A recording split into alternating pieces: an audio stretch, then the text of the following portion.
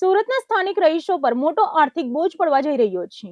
રાજ્ય સરકારે જનભાગીદારી યોજનાની નવી ગાઈડલાઈન જાહેર કરી છે, જે મુજબ 10 વર્ષથી ઓછું અસ્તિત્વ ધરાવતી સોસાયટીઓએ હવેથી પ્રાથમિક સુવિધાઓ માટે પોતે જ ખર્ચ કરવો પડશે। રાજ્ય સરકારે ગુજરાતના મહાનગરોમાં સરકારી ગ્રાન્ટમાંથી અપાતી પ્રાથમિક સુવિધાઓના નીતિ નિયમોમાં મોટો ફેરફાર કર્યો છે। આ અંગે રાજ્ય સરકારે સુરત મહાનગરપાલિકાને પત્ર લખીને નવી ગાઈડલાઈનની જાણ કરી દીધી છે। નવા નિયમ મુજબ મ્યુનિસિપલ આકારણી દફતરે 10 વર્ષથી ઓછું અસ્તિત્વ ધરાવતી સોસાયટીઓને રસ્તા, પાણી, ડ્રેનેજ કે સ્ટ્રીટ લાઇટ જેવી પ્રાથમિક સુવિધાઓ મેળવવા માટે હવે પોતાની તિજોરીમાંથી ખર્ચ કરવો પડશે। અત્યાર સુધી ચાલી આવતી પરંપરા મુજબ જનભાગીદારી યોજના હેઠળ પ્રાથમિક સુવિધાના કામોમાં 30% ખર્ચ રહીશો અને 70% ખર્ચ રાજ્ય સરકાર ઉપાડતી હતી। રહીશો માત્ર 5,000 રૂપિયા ફી ભરીને ઝોનમાં અરજી કરતા હતા, પરંતુ નવી નીતિના કારણે વર્ષો જૂની આ રાહત છીનવાઈ ગઈ છે। હવેથી ખાનગી સોસાયટીઓ, શેરીઓ અને હાઉસિંગ બોર્ડની વસાહતોમાં પ્રાથમિક સુવિધાઓનો તમામ બોજ સ્થાનિકોના માથે આવશે। આટલું જ નહીં, વીજ બિલના મામલે પણ સરકારે કડક વલણ અપનાવ્યું છે।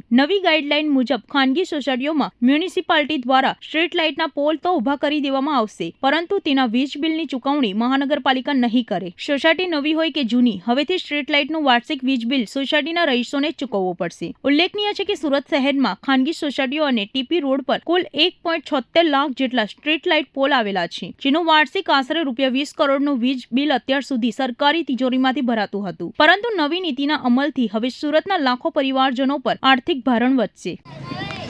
રાજ્ય સરકારના નવા નિયમને લઈને અમને લોકોને બહુ તકલીફ થઈ રહી છે।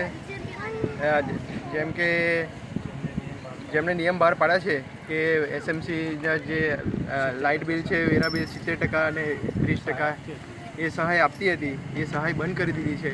એના લીધે બહુ જ અમારે સહન કરવો પડશે અને એ રીતે મેન્ટેનન્સ બી વધી જશે અમારું, બધી રીતે એનાથી વિરુદ્ધ છે। અમે શું માંગ છે તમારી?